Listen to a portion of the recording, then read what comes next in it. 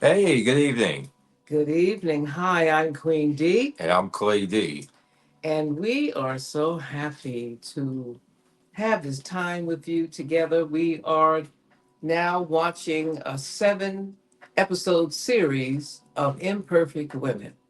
Yes, and Imperfect Women has its limited series finale next week, and we are recapping everything from many different frameworks, including the thesis of it all, the sociological framework. There's so many layers, including, I mentioned the sociological framework, the cultural, the economics, the psychological aspect of it. So we think you'll really enjoy this for sure. Yeah. So let's do a toast to that, Clay. Clay is having his Absolutely. Sprite, and I'm having my Prosecco.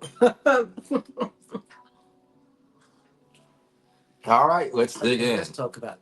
So I'm going to start by saying I love the title. Yeah, I like it. And the actresses that are in this is Elizabeth Moss From playing, Handmaid's Tale and Mad Men, playing Mary. We have the famous, beautiful Kerry Kerry Washington, Washington, who is an activist for the Democratic Party, and formerly Olivia Pope from Scandal and which I many love other that. She's done a lot of things like Little Fires, is it? pretty little fires. Yeah. Yeah, And she's done a lot of work. little Well, fires everywhere. they both of these beautiful And women, amazing women, have done some beautiful work. is And the EP also, for Reasonable Doubt. yes, and also the other actress that we're going to talk about is the actress that plays Nancy, Kate Mara Kate Mara. from House of Cards. Oh, if you haven't seen House of Cards, you She's gotta done go. more, I'm sure, but Rewind, rewind, that's this how we know her. she's wonderful, isn't she? She's also beautiful too. Um, but what I love about this show, and this show is really caught on as a cultural thing. I've noticed everyone's talking about it on Instagram and YouTube, and a lot of people are covering this. But we wanted to do a little different take on it. We wanted to talk a lot about the political side of this, the sociological side of this, the economical side of this, and just the whole feeling, the cultural, the religious aspects of this whole thing. For sure. Now, Imperfect Women is a perfect title because there are no perfect people. That's what I love about this title. It talks about women from different backgrounds. For example, we have Mary. Mary is a suburban housewife, but she has a wonderful background in working in education, correct? For sure. Yeah. So Mary is a She was working yeah. in college She was as an working. assistant Yeah, to Howard. yeah. She was working to be a professor of Yes, yes. some So sort. she But we loves don't find that out education, till later. and she's a writer.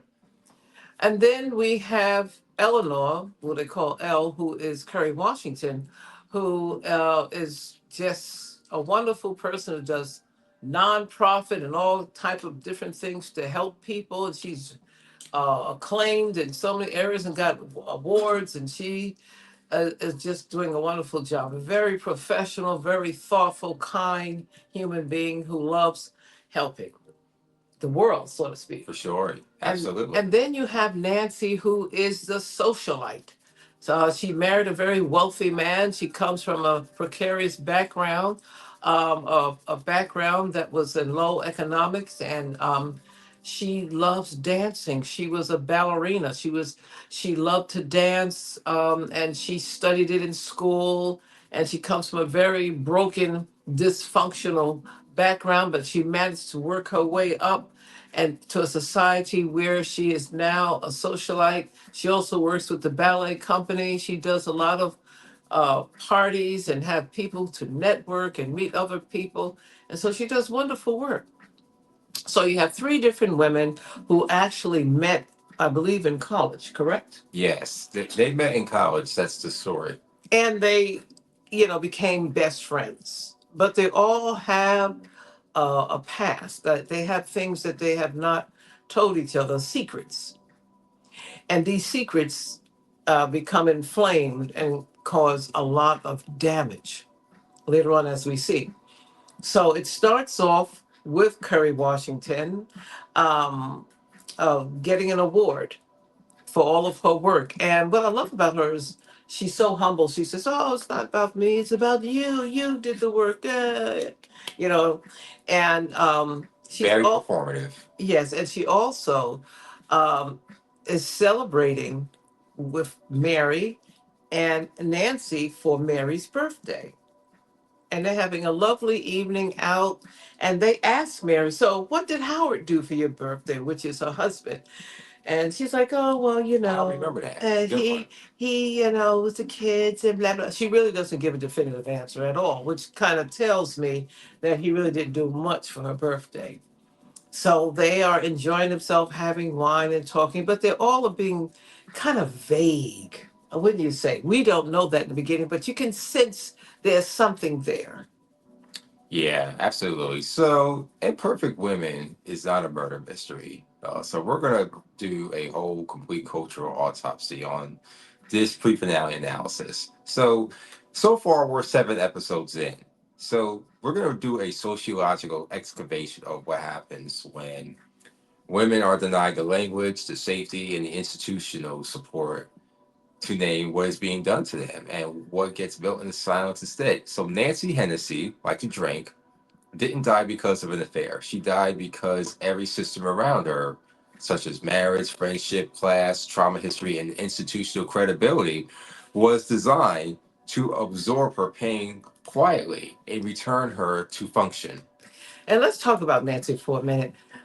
They do show some of her past to kind of give us a background of why she has so much anxiety. And I'm going to use that word because you'll see that she always feels nervous and anxious about her marriage. And she walks with a sense of rejection, even though she puts on a great facade.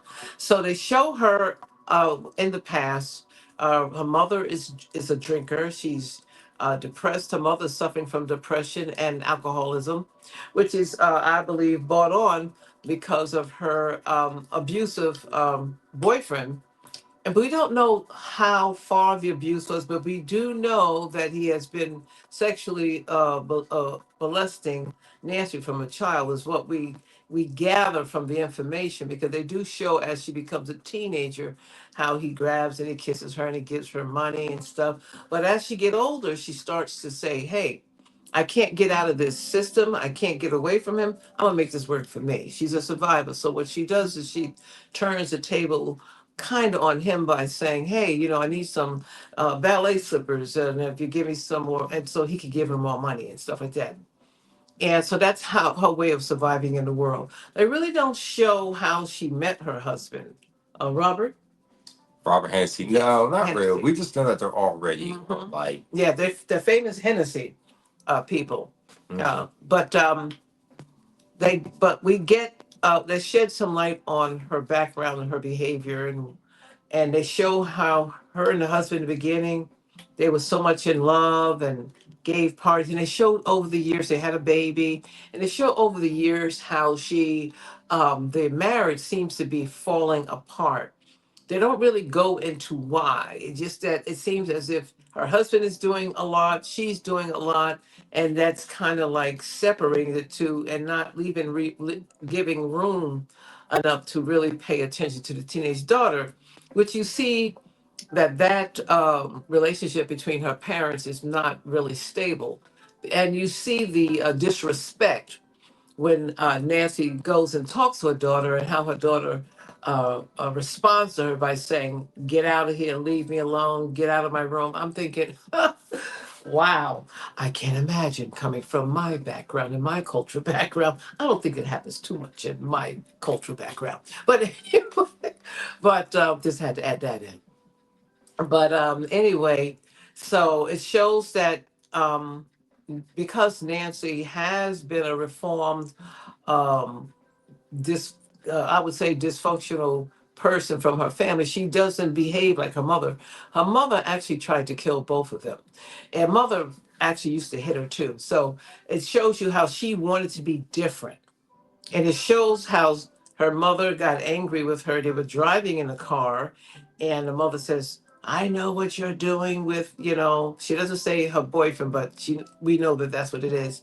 And the mother gets angry and says, "You think I don't know?" And she pushes on the gas to kill them both, and they ram into a wall. But the mother dies, but she doesn't, and that's how that is. So it shows her trying to be a different kind of parent, but she's still an absentee parent because she's so busy that her daughter resents it. Her daughter resents both of them, actually. Yeah, it's unfortunate. There's a lot of dysfunction with it. Mm-hmm. Yeah, the whole Hennessy Mm-hmm. family, and Let's I talk would. about the father-in-law. Yeah, the father-in-law is this rich tycoon of some kind. They don't sell Hennessy liquor, so let's just get that out the way. They But don't sell it, but they probably inherit the entire maybe we could say estate. that. But the point is, um, sorry for interrupting, Clay, is that the father-in-law, she loves the father-in-law. Oh, she at least wants his respect, and he treats her nicer than her sister-in-law. And the sister-in-law can't stand her sister, so you're just a transaction person. You just do things to get something. But anyway, so it shows you that she really doesn't have the greatest relationship with her in-laws, and of course they don't even know her family at all, period, point blank period, as they say. And so it kind of shows you that this is we talked about the economic part of this, we talked about the psychology and the sociology of this. Let's talk about the political part. Are there any political parts in here, Clay? So I would just like to just say that this show operates what sociologists call institutional invisibility. So this is a phenomenon where systemic harm becomes normalized through repetition until the people experiencing it lose the language to describe it. So every woman in this series has been shaped by a system, since we're talking politics, that rewarded her silence and punished her visibility. So Nancy performed perfection, Eleanor performed sainthood, Mary performed optimism. Each performance was adaptive, a survival strategy, built inside a world that had no tolerance for their full complexity. So the performance is not the problem, it's the system that required it. So if we just go episode by episode, in the first episode, Eleanor, we have what you call the curation economy. That's the lens that the political lens we look at it from.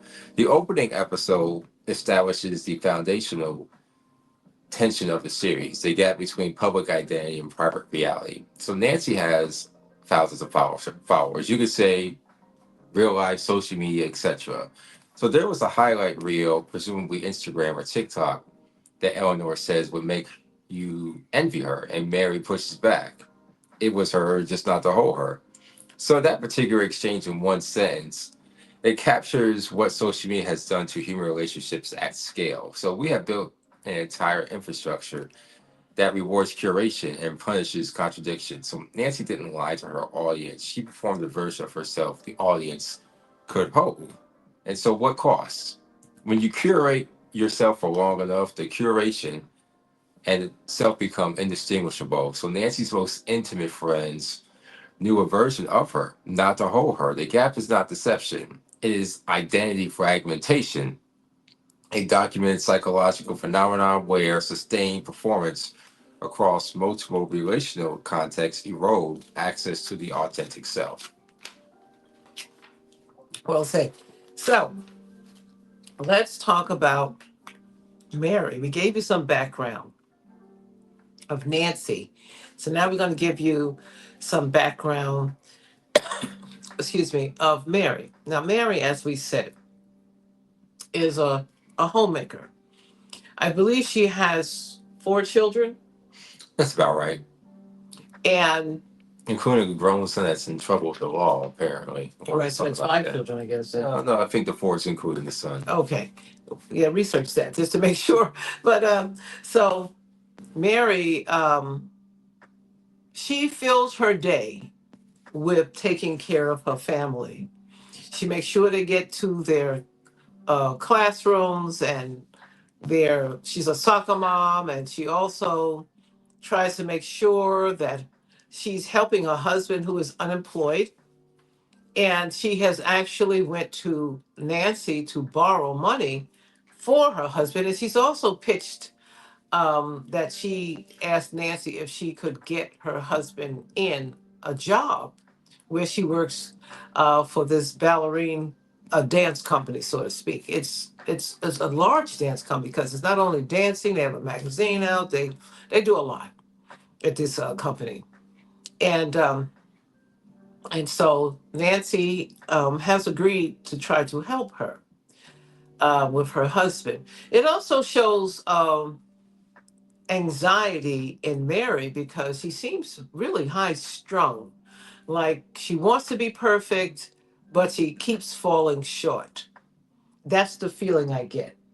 Yeah, there's a lot of family dynamics that are involved here. So this trio friendship, Mary, Eleanor, and Nancy, they function as like a surrogate family Hmm. structure. So Eleanor is the strategist who's emotionally contained, high functioning, perpetually managing. Mary is the nurturer, so therefore she's optimistic. She's usually absorbative, endlessly giving all the time. And Nancy is the one who needed both and Okay. received neither fully because each gave what she could manage rather than Hmm. what actually required. Yeah, and if you, so we'll see how Mary's life is going, and now let's talk about Eleanor. Elle, they call her. Now, Eleanor is not married. For 25 years, she has been secretly holding in her heart Robert, who is married to Nancy, who she actually introduced him when um, she was practically 18. And she's not really fallen in love with anybody else, although she does have a lot of affairs. And I shouldn't say affair because she's not married, but she does have a lot of relationships. And right now, she is seeing one of the people at her job um, that works with her, a younger guy, and they have just a sexual relationship. Although I feel that he is more excited and I won't say he's in love with her, but he is definitely feeling her. Like he could fall in love with her. But she is basically just using him just to relax her at night, like a sedative. And unfortunately, he's infatuated with her. Um, and as the show takes us on, Nancy finally gets an job opening for Howard. And so Howard is so excited to be able to go and work here because he's really well versed with ballet, theater, books. He's really well versed in it. So he's able to come there on an academic level and help out. So he tells Nancy, "I'm ready to go," and Nancy they get in the car together, and I can see that she says actually to the audience, the viewers, she goes, "I did not want to be his babysitter," is what she said. So they drive to her place of work, and she introduces him, and he says, "Oh, this is my best friend," and she says, "This is my friend." I noticed that she did not really want to connect on that level with so many people watching her. She wanted to keep it as copacetic as possible. And when he introduced himself, there was someone there that really I didn't think was feeling him. I could tell that that guy wasn't feeling Howard For at all. sure. Yeah. And but so next thing you know, what happens when they go to work every day together, they start exchanging things that happen throughout the day, coffee, conversation, and things keep progressing in a direction that is not healthy for her and her friend's husband because look, this is it can be a disaster waiting to happen if the two of them are not fragile and dysfunctional, as we find out later Howard is. Howard's background, we find out that he was married before. He has a child. He was married to a professor at the place when he started having an affair with Mary, and she threatened to leave him, and he pushed her down the steps, but we don't know that till later. And he starts to tell everybody a lie that she's the one that's incompetent. She tried to kill herself. She tried to split her wrist. All of it was a lie. And so later on, we find that out when Mary goes to confront his ex-wife and find out certain things about Howard. Yeah. So as we go through each episode, we're gonna kind of arrive to the point of how we come to our breakdowns and how we analyze everything. So we go to episode 2, and the lens is strategic self justification and class mobility through proximity. So Eleanor's eternal monologue at the end of the episode is one of the most precise portraits of moral self licensing in recent television, well, or streaming. Nancy was lying to quote unquote, so maybe this is allowed, quote unquote. So, moral self licensing is a documented psychological phenomenon where prior moral behavior or the perception of prior moral virtue gives a person permission to behave less ethically.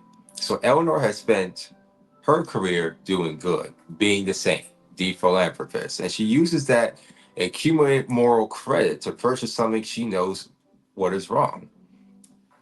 And if we talk about, on the other side, narcissistic tendency thread, Robert Hennessy emerges in this episode, the second episode, as the show's most complex study in narcissistic vulnerability.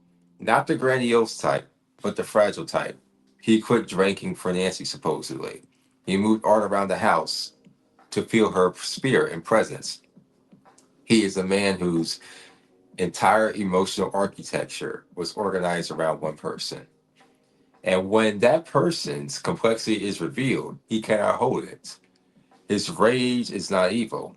It is the specific terror of a man whose identity depended on a version of his life that was never entirely real. And then there is the financial insecurity thread. The Hennessy family, as we just mentioned, they have a money crisis that surfaces here. So Robert's investment failure, his father's control of the whole family inner workings, and just their whole lifestyle, and all their assets, even Nancy's parties. Her proof of victory over Bakersfield now dependent on a man who never respected her. Now, Nancy comes from Bakersfield, California, a working class, a working poor side of that. So her proof of victory is her overcoming that poverty or that struggle, the family struggles to be in a situation to where she's married to a Hennessy. And there's the the sociological insights. So when financial security is removed from a marriage built on class mobility, what remains reveals what the marriage was actually made of. What are your thoughts on that, Queen? Well, actually, yeah, I agree. The financial part of any uh, relationship can have a strain, especially if you started out one way and you end up another way. Um, for example, if you started out and both of you were guys who had really great careers and then one gets laid off, that is a strain on the relationship. Even if you weren't arguing, uh, you start to argue. And a lot of times you use everyday events that have nothing to do with finances as a scapegoat. So, for example, someone comes in late and doesn't have dinner ready, and you guys had already made an agreement, not a gender thing, but an agreement. Well, whoever gets home first cooks or brings something home. That can go to be one of the biggest fights. But the real fight is not the anger about that, it's really about the finances. And that can Yep. even trickle down into romance, the bedroom, at night, when people start to use sex as a holdback because they're angry about money. It's just a disaster. If you do not sit down honestly and have a conversation A conversation or with have AD. Sorry, I had I to do couldn't that. resist it, right? Or go to a counselor or have a mentor, somebody, a mediator is what I meant to say. I don't really agree with talking with friends. It starts off because friends are not experts. They love you. And sometimes they might even be secretly jealous of you. So if you talk to your friend, then you may not get the right advice that you're looking for. It's better to get someone who doesn't know you, who can be objective with both of you. And therefore, you don't have, because what the worst thing that can happen is a relationship dissolves based on the advice of a friend who may not even ever have been married, much less. But all they got to go on is what you told them or what they feel or how they're feeling inside. They might be secretly happy that you're single again and now you can hang out with them. We don't know. But we do know one thing. When you're going through a financial crisis or something is happening, do not include everyone on the outside in your business. You know, if you have faith, then you know you two can go and pray together. And also, if you have faith in yourselves, you can work this thing out by strategically looking into where your money is going out, what can be reduced. And, you know, for us, like the water bill, you can have control over. The light bill, the energy bill, you can have control over. Gas, you could even have control over that. You don't go out as much. Eating out, you can't cut that out. There's things that you can do on your own to make you both feel more successful. And that's, I know that was long winded, but that's just a fact. Um, Well, I've been longer but than enough, so I owe you some space. yeah, but going back to the show itself, and what happens with Howard, who he calls himself David, um, that's what Nancy calls him, David. So that's her kind of code name. What happens is that they get into their drinking. Um, and I'm going to honestly say I don't believe this was intentional. I say to you, you have to be careful with certain things. If there is any type, and I don't even think Nancy was even attracted to him in any way. But what happened was they're laughing and talking. They spent enough uh, time together over a period of time, and she's upset about something, I believe, with her own relationship, or I think she's also having some setbacks about her past relationship with her stepfather. Just a lot of things are going on in her mind, and she needs professional help. But so she talks to him, and this is where the old Nancy comes out. She gets a bottle of wine, pops it open, and starts drinking out of it without getting a glass.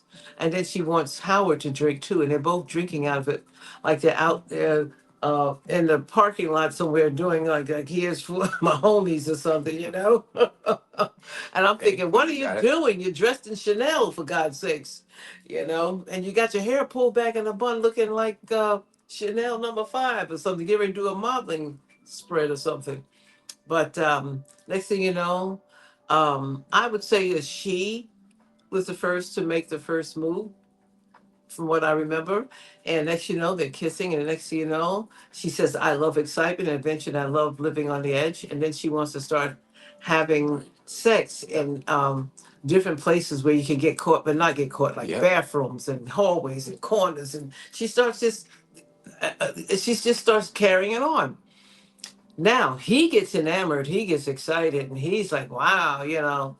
And but he doesn't realize that she cuts it off because she loves her husband. So when they double date and go to the ballet together, um, she gets up to go to the bathroom or something. He follows behind her. Now it looks obvious because Mary's watching, like, why is my husband going to follow behind my best friend? Well, so she goes behind there. She's going to the bathroom to do her hair or something. He comes in there and he gets angry with her because, oh, he wants to have sex with her. And she's like, no. And she says, I'm with my husband. And I'm thinking, and he gets jealous and angry with her and threatens her in his own way. And she says, get off me, it's over. And when they go back to sit down, you can see there's a change in the atmosphere. The vibe is different. And when she gets home, she decides, I want to tell my husband. And that's how that goes. And she tells her husband, because I think Howard's the one that sent something, right? You think someone sent something Yeah, about we, the. we never figured We that didn't part out. figure that. I don't think it was Howard. I think there was someone else. Could have been her stepfather, because someone kept calling her and she kept not answering the phone. And she used to started hanging out at this artsy place where she had an artist, this black guy, do this really big portrait of her. And the reason why I point out that he was African American is because, of course, politics comes involved. He's on lower income level. She's on a high income level, and so Nancy's husband Robert, they all agree that because she's got this big painting of her, it had to be the artist because we just want to shut this down. That's the political part where the policemen come in and you got money, and that's the politics of high society. Let's oh we just get him right. Yeah, yeah, then we got our case solved, and they know good well the case is not solved. Yeah, so let's talk about episode three: institutional credibility and public performance under private collapse. So, our good friend Eleanor, there's this one scene where she's standing at a podium receiving this Legacy Magazine Global Influence Award. It looks like at like a Hollywood park, real nice. It felt real to me. All this while holding evidence in the murder case. She says to a room full of her heroes, "Even when I feel like a fraud, even when I feel like a monster." The crowd hears humility. So Eleanor is basically confessing, and the show kind of made it seem like she could be the killer at one point or another. I didn't get that. I felt that she was thinking about something her mom had said to her about um, something to the effect of Shirley do more, Ralph was do more, Mhm. and show less, or do more, say less, or something like that.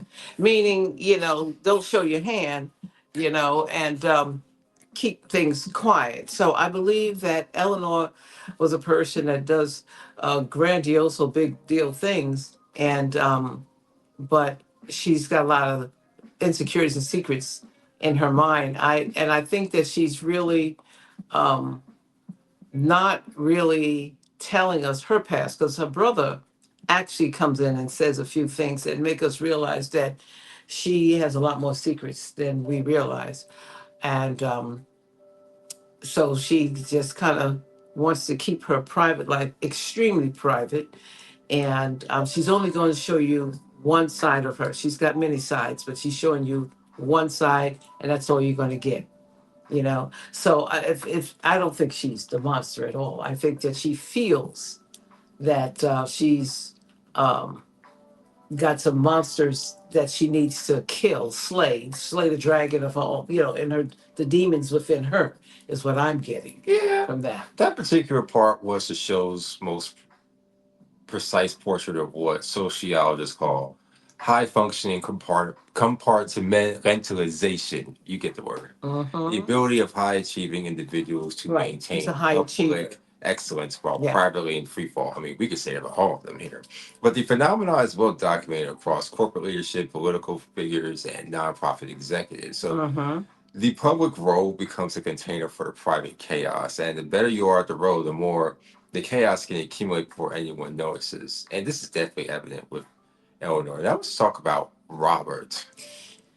Yes, Robert. Yeah, so he definitely has some narcissistic tendency threads. So his behavior in episode three completes his arc from vulnerable to manipulative. He lies to Eleanor essentially about what he found when he found out about the affair, the Nancy affair. He built basically an entire performance of grief and ignorance while having known for weeks. And when Eleanor approaches him with the letter that he wrote to Nancy, he basically says like and reframes what happened between them as grief. The moment it essentially becomes a liability. Yeah. So now I'm going to give you a visual. Robert, um, Clayton's kind of labeling what, he's a narcissist, but he's no more narcissist than Howard. Howard's the real monster. I Yeah, think Robert suffers from rejection from his family because his father is such a strong figure in his life that no one can say anything or do anything because it's the pick your poison theory I the always father mention. owns their house, for example. They used to live, the father, all of them lived in that house. The father gave the house to them, but he still wants to control the house. Example. Nancy goes upstairs to go to the bathroom. Her father's-in-law is in her bathroom. And I'm thinking, what? And she goes like, "Hi, can I help you? Why are you up here?" And he says, "Oh," and he kind of glosses over, said, "Yeah, we used to have one sink, and that seemed to be enough." And blah blah blah blah blah. She's looking at him like, "What?" Like, but she can't really say anything because it's her father-in-law, and he owns everything, so to speak. So she gives him the utmost respect. And then she says, "Well, I was thinking that maybe, since I see you talking to Robert and everything, that maybe I'll have less parties. I won't have so many parties." And he looks at her and goes, "Really? I kind of like your parties. I'll miss those parties." It was a way of being sarcastic, but I also felt that he really meant it, that he really does like her parties. But she was just hinting to find out what's going on in the family. That's what she was doing. And because she felt like she's always on the outs, no one's telling her anything. So I feel that Robert, um, as far as what happened with the affair part, we're leaving out a very important part, and that's Eleanor. Eleanor um, went to help Robert when he got the call about Nancy's death. Eleanor drove over there, that's Kerry Washington, to comfort him. And so she also was trying to comfort the daughter as well and said, "I'm here if you need me, blah, blah, blah." And so the next day, Eleanor gets a text from Robert saying, "Will you go with me to the ballet?" And she's like, "No, I don't want to do that. It's going to look bad." And he's like, "Oh, yeah, I'm sorry. I'm sorry. I just thought that, I didn't want to be alone." And he says all this stuff, and I really believe he really didn't want to be alone, but it didn't look right. But then she started rationalizing, saying, "Well, we were friends and I don't see anything wrong with me supporting him." So he's there at the ballet, standing on the step, and here she steps out of a limo, all dressed up, ready to sit with him, and they go to the ballet together. It was not a good look. But anyway, that's what happened. um Yeah, it's the ego death thread. So yeah. Eleanor's ego death in this episode is not dramatic. It is quiet. So she's told to her Mhm. face by the man she has loved for 25 years that what happened between them was nothing. And she has to stand there and receive it. That is the specific ego death of a woman who finally asked for what she wanted and was handed back a receipt. Hmm. Yeah. Yeah. And there's also some family dynamics. Cora, the daughter, found out. Yeah, now that was very sad. It did not go well because what happened was Eleanor and Robert start to have an affair. They decide to go swimming. The daughter comes home with her girlfriend and sees them both in the pool. Now, the first reaction was, I felt they both should have said, "Hey, how you doing? Why don't you get in the pool with us? We just decided to go for a swim." That's a good cover up. But instead, they look terribly embarrassed, and the father goes, "Well, what are you doing home so soon?" And then Eleanor goes, "I'm sorry, this is not a good look. It's terribly embarrassing and uncomfortable." And that tells right then and there that she should not be there and that what she did was wrong. She admitted that she did something wrong right there. So the daughter puts it, of course, on social media to take her down. The next day, Eleanor goes to work. Everybody's looking all weird and acting weird. She can't figure it out. And next you know, her head assistant comes in and says, "You don't know." And she's like, "What are you talking about?" She says, "It's all over social media." And then it shows the daughter saying, "This is what happens when your best friend F's your dad," or something like that. "Your mother's best friend F's your dad. And my dead mother's best friend F's my dad." And then it's like, it's horrible. It's just traumatic. Yeah, so Cora's TikTok video, it detonates the family system from the outside. So she's basically Cora, a teenager with basically using her own phone and this unmanaged grief. And basically accomplishes what no detective has been able to do. She makes the private public and the family's institutional resources, whether that be lawyers, PR firms, or crisis management, it's immediately activated to contain it. Yeah. So yeah. that was a pretty crazy scene. And then Leslie Odom Jr. from Hamilton comes to save his sister, saves the day by saying, "What did you think was going to happen with you messing with these white folks?" He didn't say it like that, but he said it a Yeah, lot more yeah. eloquently. And then here comes the hard part. Mary. Mary is she goes out because she has been searching for the murder of her best friend. Now she convinces Eleanor and her to go knock on this artist's door after he's released from jail and says, "Could you please tell us everything that you know?" And he says, "Well, I didn't kill her and I didn't sleep with her." And he's explained that she used to come here and hang out, and I could see that, that this is your friend, but you weren't there for her because she would have been over here with me. For sure. Yeah, and so Mary goes home, and something in her mind, I don't know, it's just an instinct. She takes out a book that her husband used to read to her. After, oh, well, we missed the part where she goes and picks up some pills. She goes to get some Adderall, Hmm.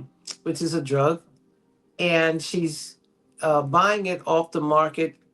Someone comes from CVS, and she pays him. And she takes the pills home, and she calls herself hiding them, which I thought, like, why would you hide them in an Altoid case or up on a cabinet shelf? I'm thinking this is ridiculous. And she's having a pill and a glass of wine together, which is a deadly combination, because her husband says, "Guess what? I got the job. We can move to Ohio." And she goes, "But what about the children? You know?" He says, "What do you mean? What about the children? They'll be fine." He says, "I come home with great news, and then you go spoil it." She goes, "No, no, no. I'm sorry. This is going to be great." He says, "Yeah. And so you can see she's intimidated by him. She's nervous. He makes her feel like crap. And he says, "Every time I do something, you go ruin it." And, it makes her feel really bad. So that's why she's drinking and gets a pill. Well, something in her mind tells her to look for something. Something, just, I guess, an instinct. His behavior seemed off. And so she goes and looks, and she finds the book with a torn page that Nancy had, right? And also, for some reason, she decides to start looking for stuff. She sensed that something is not right with her husband. And it leads her to find his jacket, the ring that Nancy gave her to pull off the dead body. She realizes that something is her husband might be a murderer. And so then she starts going, and then she drives off and she goes and sees ex-wife. The ex-wife says, "I would have told you, but he's gonna push you down the steps. I would have told you, I've been often wondered how you were." And then she tells about how awful how it was. And then she says, "But I wouldn't have believed you, right? I wouldn't have believed you." She goes back, and now she's got to face who she thinks, she calls Eleanor, right? Who she thinks is, and Eleanor goes, "Oh my God." So now she goes back, is telling the killer, "Hey, you killed my best friend." I'm like, are you nuts? That's like calling up the bank saying, "Hey, I'm coming to rob you at 3 o'clock. Be ready." So I thought, why are you doing that? Um, so she's having a conversation with Howard, but I think she was more upset about the affair. Like, I know that you had an affair because you said the same thing in the poem Catalyst that you said to me. 1,000 kisses and 100 more, 2,000 kisses and 200 more, and all of the other stuff that was in the. She realizes that Howard is not who she thought he was, who she married. That's what she realized. And she goes to Eleanor to tell Eleanor about it. And Eleanor's like, "We got to go to the police. And that's how that went down. And all of a sudden, she tells Howard, "I'm leaving you." And and she goes with Ella to spend the night, right? Hmm. And all of a sudden, she gets a call, "Come to the hospital. One of your children has had an old overdose of Adderall." She's driving down to the hospital. The child is about to have a cardiac arrest. I could tell by the look of Howard's eyes that it was him who did it because he did not show any fear or remorse None. or tears or nothing That's it. for his own daughter.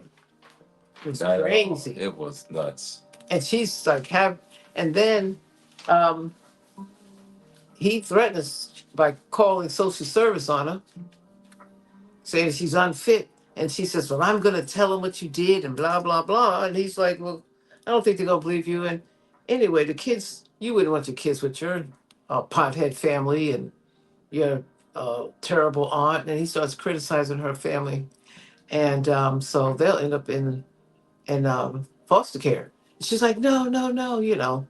And so she goes and makes a decision because social service was right. They called in everybody, police, everything was on her trail to make her look like she's an unfit mom. Yeah, there's a lot of sociological lenses. This is in reference to episode 6 here. Mm-hmm. You have predatory patterns, horizontal violence, and the sociology of complicity. So, episode 6 in this series, it centers on gravity. So, Howard's 29-year operating history across multiple women, Jenny, Marie, Nancy, others unnamed, it constitutes what researchers call serial intimate partner predation, embedded with institutional power. He is a professor, an intellectual, a man whose cultural authority makes his victims less credible by proximity. Mm-hmm. These specific mechanisms he uses is documented in predation research. Step 1, identification. Howard finds women who are performing above their authentic selves, women who are brilliant or constrained, Mm-hmm. women who have something to prove. Step 2, idealization. He reads some poetry, he love bombs them, he names them, he sees them, he creates a specific intimacy of being known without having to explain yourself. Step 3, isolation through narrative control. He reframes every woman he knew his history as unstable. Jenny tried to kill herself. Jenny was fragile. Jenny couldn't be trusted. Each frame eliminates a witness. And then there's step 4, the evaluation and threats. Mm-hmm. When abandonment is threatened, he reactivates the shame he identified in step 1, which is identification, and weaponizes it. He basically said, "No one would believe you slept with me, A and true you put our narcissist. kids in danger." Right. And so what we see here in this, uh, Clayton had read that very well. Um, this happens a lot in society. You get a lot of women who are high valued women who perform very well and who are super successful. But they always a lot of times have a PhD, but they be with a GD GED GED man. with a birth certificate. And you say to yourself, it's not so much that they did not go to college, it's that their behavior is um, I wanted you because you were high value to make me feel good. So now I have to cut you down and make you feel less than so I can feel better. That is true narcissist behavior. And a lot of these women start to feel bad because at first they love bomb, you make you feel great, and then they slowly start doing things to you to make you question who you are. And if you're not a strong woman, you're going to find yourself questioning because normally a lot of high valued women who are super successful and take very good care of themselves, everything is together hair, nails, skin, nutrition, everything, exercise and fit, blah, blah, blah. A lot of times they're like that because of things that has happened in their past that made them want to be better because they have skeletons in their past too that cause them to want to be the best that they can be to fight those demons that raise the ugly heads. Oh, you're not, so and so look better than you, or look at TV, or look at those magazines, or look at Facebook, Instagram, all this stuff, LinkedIn, all those things. Look at so and so, the neighbor, all the things that are external instead of internal. So we have to. learn that external can only take you but so far. You have to have a strong sense of self and believe in yourself and not let anybody tear you down to the point where you feel like they have, like a leech that drawing all the blood from you, taking all of your energy from you, and then that you're nothing. You're just nothing. And Mary actually says that Howard left me hollow, like a nothing. But what she didn't realize is that if she was a certain way before, it's kind of like muscles. They go down when you don't exercise, and then they build right back up once you start exercising again. So she can repair and get healthy again with some professional help and some distance from this crazy man. For sure. So there's a lot of institutional failure, gaslighting at scale, and the sociological function of truth. And so, if we look at episode 7, which is basically what we're caught up to, it it takes its style from Howard's word from Mary for Mary's accusations, fabulations, and the show uses that word with surgical precision. So, what is fabulation? So, it's the act of inventing stories, and that is what Howard. Fabricating. Yeah, that is what Howard accuses Mary of. But the show reveals that fabulation has been Howard's primary operating mode for 20 years. So he fabulated Jenny's instability. He fabulated his own alibi. He fabulated the nature of his relationship with Nancy. He fabulated the story of his marriage to Mary. The irony is not subtle. The show wields it like a scalpel. Yes, and so what? How this ending of this particular episode? It's where Mary uh, tells Eleanor, because she spends the night at Eleanor's house, and they both agree that they're going to tell on Howard. But something happens. She starts to lay there and think about losing her children, and I believe she still loves Howard, and she decides, I'm going to sneak out and go back to my family because I have nothing else. And she goes back to Howard barefoot, comes to the door and says, I apologize. I'm so sorry. I'll be good. Like she's a kid, like a baby. I'll be good. I will not say anything. Let's work on this marriage. And let's move to Ohio and start a new life. And so he agrees and they hug. And then the next day they act like nothing ever happened. And here goes Eleanor. Eleanor wakes up and she's angry, like, I cannot believe she went back to that psychopath. I'm going to call the police. She calls police to come down to the house. Mm. And now Howard thinks it was Mary. And she goes, I did not do this. It wasn't me. It wasn't me. And he calls social service and they take her kids away. And so that's how that ends now. There was one other part before it ended where Robert tells his father, because Eleanor goes to the father too, right? Robert's family. Yep. And then he says, tells his father, if you don't uh take what was that about? So basically, Eleanor's. What did Eleanor Robert say to his father? Yeah. So this is all about the political thread. So Eleanor's confrontation with the Hennessy patriarch, the father, is the show's most explicit political moment. So Something about calling the police, right? she threatens to expose it. So basically, Robert Yes. said that look, if you You don't don't call call the the police police, on Howard, I'm going to tell everybody about every all our illegal business, every transaction, illegal. This is every offshore yeah, this is account, every that cover politics up. stuff, financial Yeah. politics stuff. And the father picks up the phone to go tell on Howard. That's so it's the father and Eleanor that actually Robert's father who actually got Howard arrested. But for some reason on the news they made it seem like it was Robert, Yeah. and that's how it That ends with wasn't that that way. question mark, and that's how it ended. So what we have seen here between these three women is that they all have secrets, and it, the best thing I can say is that they were hiding it to protect each other or to protect themselves, so to speak. And they wanted to just go on with their life. But it all fell apart when Nancy and Eleanor's feeling very guilty about Nancy, now to think about it, because Nancy begged her to please go with me to see this man. I don't think she was going back to see Howard. but we don't know who she was in. But Eleanor said, "No, get out of my car." I thought she was very cruel that night. Get out of my car. Eleanor was really just thinking about herself that night. She kept saying, "Please, please." She says, "I said go, get out of my car." I'm like thinking, what kind of friends are these? First, she tells her to get out of the car.